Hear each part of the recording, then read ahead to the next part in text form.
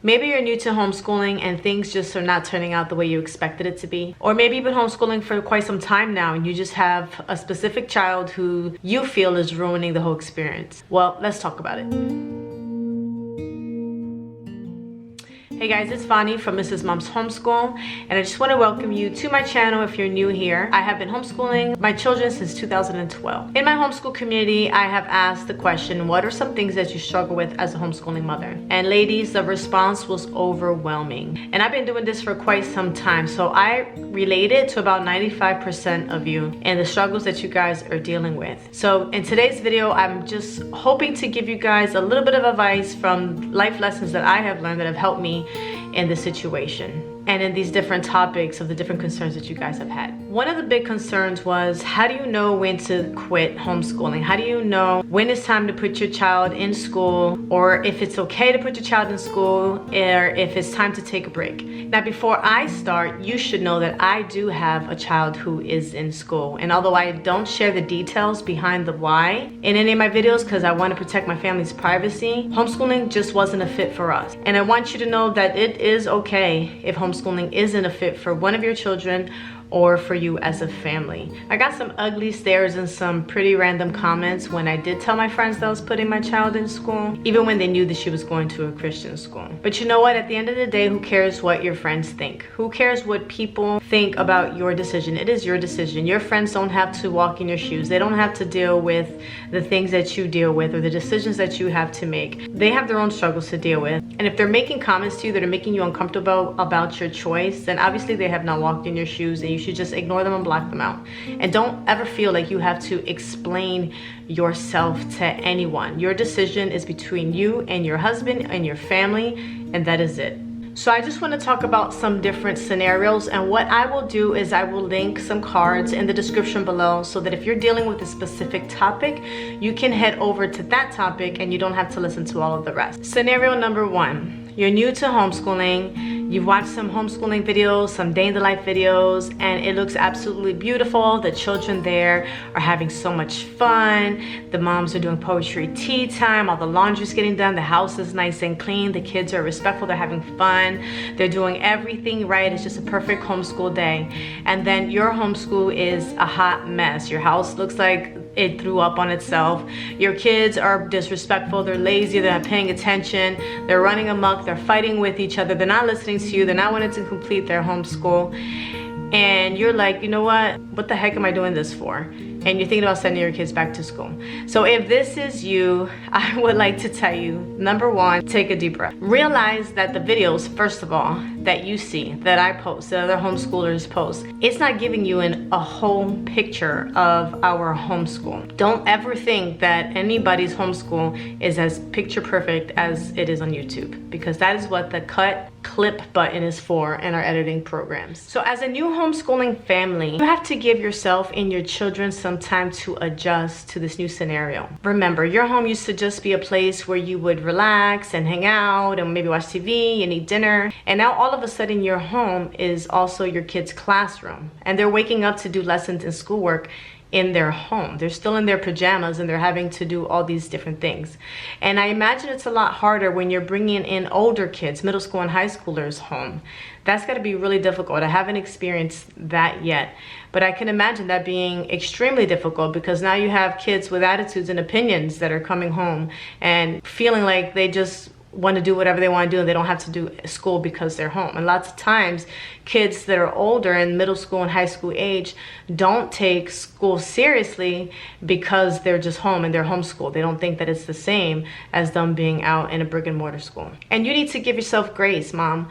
All of a sudden, you're not just doing laundry, keeping up with the endless amounts of dishes, feeding the bottomless pits that live in your house, dealing with any pets and taking care of pets that you have, spending time with your husband, spending time with your kids. Now you are a full-time teacher too, and you're figuring out how to educate your children, what curriculum to use, how do I get play dates, how do I do this, how do I do that, I don't know what I'm doing.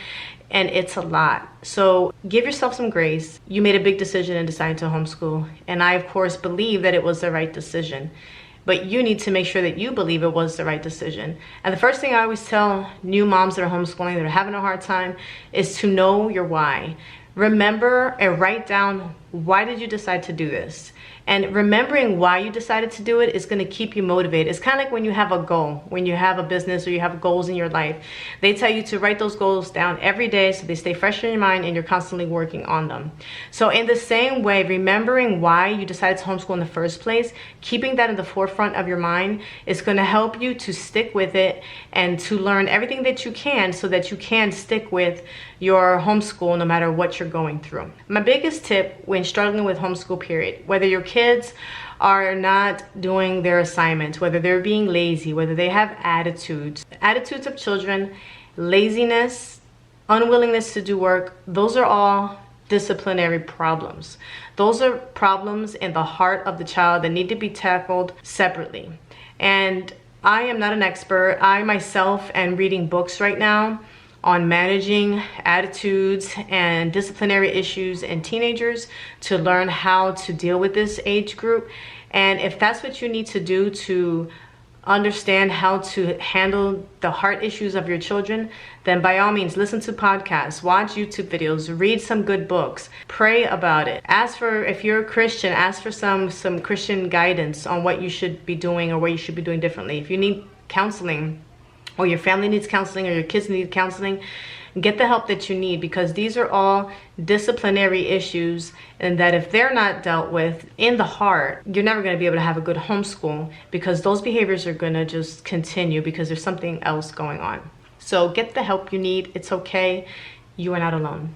My biggest tip for going through these problems, whether it be disciplinary problems or being new to your homeschool, is you have to be consistent. Now, as a woman, it's hard to be consistent, right? We have mood swings that are like roller coasters sometimes. We get PMS. Sometimes we feel really tired and we can't wake up early in the morning. I mean, there's so many different reasons why a person is inconsistent in the things that you do. Not everybody is super motivated. Not everybody is full of energy. But in order for your homeschool to survive, in order for your homeschool to be more peaceful, in order for you to have a better homeschool life, you have to be consistent. And I learned this last homeschool year when I was forced to be consistent, because I took on the role of homeschooling 2 other kids who would come to my house every morning at 9 o'clock on the dot. So by 9 o'clock on the dot every morning, my kids that were home with me had to be fully dressed, teeth brushed, have had breakfast, have done their chores, dogs needed to be taken care of. All of those things had to be done, and school needed to be ready to be started at 9 o'clock every morning. Having that whole year of that structure has helped my homeschool so much. And even now that I am not homeschooling those other girls, I realized that what I needed in order, that what was lacking in my homeschool was consistency and structure. I don't mean forcing your kids to do their work at a table every day or anything like that. I mean just finding a routine that is consistent. When your kids were little and they were toddlers, remember how they woke up at the same time, then they had to have their breakfast. And if you were potty training them, you would take them to the potty first thing in the morning to create that habit. You're teaching them how to, you know, when they're a little bit older, to brush their teeth, and you have a routine. And then at like 1 o'clock they go down for a nap, and some of you guys are still in that stage. Well, it's the same in your homeschool. You need a flow, a routine that is the same every single day, and you need to give yourself and your family time to do this routine, no matter how you feel or no matter the attitudes of everybody else, because eventually the kids will fall in line. They will eventually understand what needs to get done. Now, if you're having issues that are disciplinary issues, then you need to start taking some disciplinary actions. I don't know what that is for your household, but in our home, screen time was a big thing. So in our home, if my teenager's having issues, that cell phone and our Netflix remote is gone. Also, restrictions on the weekends. For my younger 2 children, my little one still is timeouts. That's good enough for her. My son, who's 11, for him to lose screen time is a really big deal as well. So you need to find out what are the disciplinary actions you need to take in order to get your kids to behave during the school day. Now, let's say you have a child, maybe they have some special needs and it may be just too difficult for you to handle at home. Then it's okay to seek some outside help. whatever that outside help means to you. Maybe you have a child who is unruly, and no matter what you do, this child is just not fit for the homeschool setting. It's okay for you to consider putting that child in a school setting if that child learns better in a school setting. There are some kids who just don't do good in homeschool. They just don't do the work that their parents are telling them to do and don't listen specifically to their parents. There are some kids like that if you put them in school, they do fine with assignments, they do fine listening to other teachers, they're disciplined, they're great at school, and then maybe a school setting is the right setting for that child. You just have to remember that no matter what you decide to do, whether you choose to homeschool your child or put your child in a regular school, you have to deal with the pros and cons of each decision that you make. None of these children are going to be perfect. Where's my other hand? Here it is. None of these children are going to be perfect. You can have issues either way. Just because your children are homeschooled all the way through doesn't mean that they're not going to get the same temptations and into the same problems or behavior issues or anything like that kids that are in regular schools go through. And just because your kid goes to regular school doesn't mean they're going to be some horrible terrorists like you see sometimes out in the world on TV or whatever. It's all about parenting. It's about your relationship with your children. It's about their walk with God, your walk with God. It's about so many different things, and you're never going to get it all right. It's impossible for us to get it all right. But what I've learned is that to pray for my children deeply every day, every morning and every night. Read books on the parts of parenting that I am lacking in. Continue to grow and try different tactics and things to deal with the different personalities in our home. Continue to work on having peace and patience and love, and just doing my very best. That's all we can really do. You should also think about what are the things that cause the most stress in our homeschool.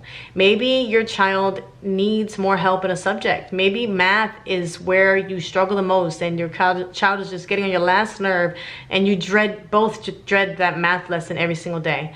Well, maybe it's time for you to look into a new math curriculum. Or maybe you need to sit with your child and help them more and teach them step by step how to do the specific problems. One thing that helped me when one of my kids was really having a hard time with math was having that child teach back to me what they were learning. So I would have them go up to the whiteboard, give them the marker, and pretend like they were the teacher and they were teaching me the lesson. And that was a fun way for them to instill in their minds what they had just learned and practicing it as well, because they were pretending to be the teacher.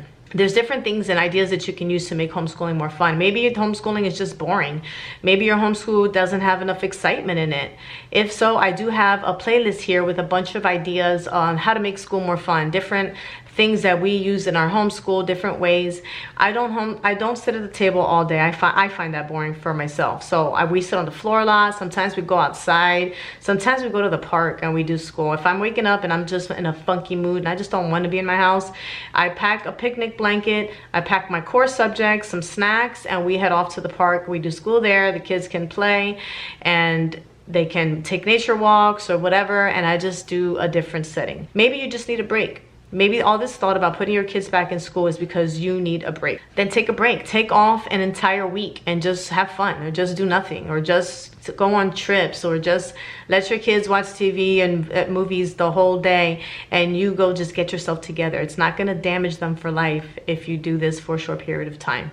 Another thing I encourage you to do is consider going away for the weekend once in a while, once every few months, once, even just twice a year, or even once a year. If you can get away for a whole weekend, whether it's with your spouse or if you don't have any other babysitter but your spouse, maybe with a good girlfriend, or maybe even by yourself, and just having a 2 days to yourself without kids and just having fun and just relaxing, whatever that means to you, does wonders to the mind. This is why I do the homeschool convention every single year. I go away with my friend and we do the convention Friday, Saturday, and Sunday. I get rejuvenated, I get ideas, I get time to think and relax and plan, and I come back and I'm just like a whole new person. Also, if you are at the end of your wits, take a summer break. Take off the entire summer and just focus on having fun. Do whatever it is that you feel that you need to do to get your emotions in check, get yourself together, get things reordered, and use that time that you are taking a break to decide, do I really want to homeschool? If the answer is yes, take some time to research curriculum that might better suit your kids. All of your kids don't have to be on the same curriculum. They all have different learning styles. Every single one of them might even have a separate curriculum, and that's okay. Look at some fun subjects that you can do. Do you have a kid who really likes art or really likes to bake? How can you incorporate that into your homeschool? Do an interview. Ask your kids what are some of the things that they want to learn about. What are they interested in? What are their hobbies? Incorporate that into your homeschool. And don't try to fit in all these subjects, history and science, and all these things. If you need to leave history and do it all summer, then do that all summer, and that way they're learning for about 30 minutes in the summer, and then they have the rest of the time off. Dabble in different things. Take your break time to figure out a plan for your homeschool that's going to make it more enjoyable for you and for each of your kids. Now, what if you want to homeschool, but you just feel like you can't teach your child? What are the options that you have? Well, one of the options is online homeschooling.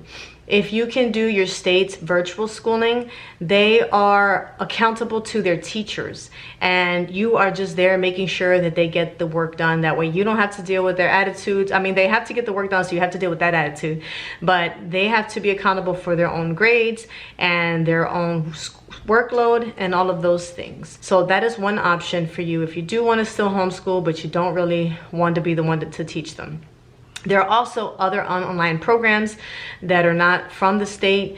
There's some that are paid for. I know BJU is one that my friends rave about. Or maybe you just really are not good at teaching math. Your kid really struggles with math. Then you can try an online math program like Beast Academy, or teaching textbooks.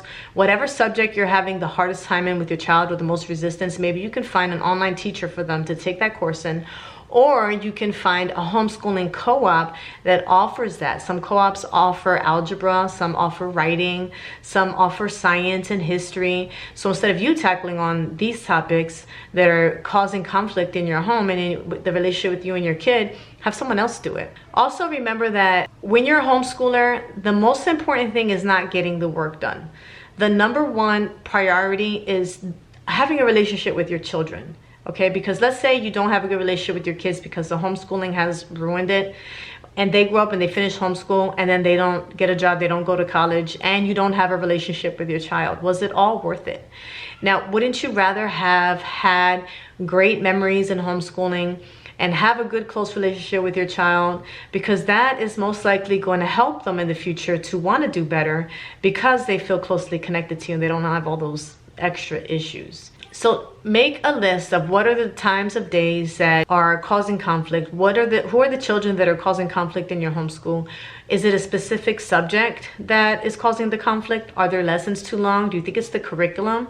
Are they doing too much at a time? Do they need more breaks? Do they need food in the middle of the breaks? Do they need to get outside more? Are they having enough social time with friends? Try to decide on what the issues are that are causing the conflict in your homeschool and tackle those issues one by one. Now, sometimes I find myself getting frustrated during the homeschool day when I am sidetracked on all the other things that I need to do. So here's a little fun fact. It's not so much fun. I have adult ADD. So during my homeschool day, I can be so distracted in doing all these other things that I'd rather be doing than teaching. And guess who I take it out on? On my kids. Because they're kind of interested, like, just do your math so I can go do this. That's how I feel, right? And then I lose my temper because they're not doing what they're supposed to be doing because they want my attention, but I want to do this and I want you to hurry up and do that. But we have to remember, between whatever hours it is that you choose to homeschool, your job is to homeschool. Your focus should be on your kids, not on your house, not on your laundry, not on your business, not on your cell phone, not on your Facebook, not on your phone calls, not on your anything. That time is for your kids, to be teaching your kids. So decide on how many hours a day you need to homeschool, and put your phone away and leave your task and do dishes where they are, and set that time to do what you have to do and homeschool your children. Focus, because if you're all in, they're going to be all in. If you're half out, your mind is half over here, guess what? They're going to be doing the same thing. Their minds are going to be distracted. They're going to see that you're not completely focused on them, and they're not going to give you your all. Then you guys are going to butt heads, and you have no idea what happened when it's all your fault. I've been through this many times, and what I've noticed is that during these hours, this is my homeschool hours. My phone gets put on do not disturb. If I have time, like if my kids are actually like reading or doing something, they don't need my help, then I'll run and do a quick load of laundry. By now, my kids are in a routine. It's been a couple years now where we've done a nice routine.